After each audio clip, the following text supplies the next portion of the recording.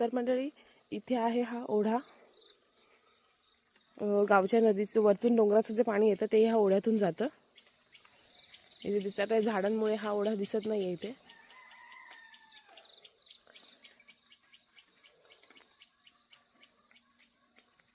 ह्या गोष्टींसाठी लोक पैसे देऊन फिरायला जातात आणि आपल्याला घरी बसून हे सुख भेटतंय इथे.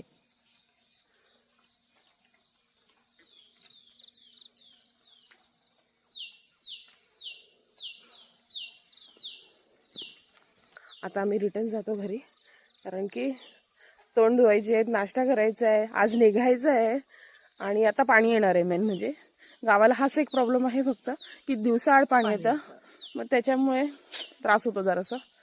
ठीक आहे, चालतंय. त्याशिवाय मजा काय. सगळं जर चांगलं असलं तर मग लोक गावाला मुंबईला का आली असती राहायला, है की नाही ग? बरोबर पॉइंट आहे. आमची झाली हवा टाईप म्हणून आम्ही निघालोय. वांदरांचा आवाज यायला लागला, हुप हुप हुप. आम्ही निघालो, पळतच सुटलो.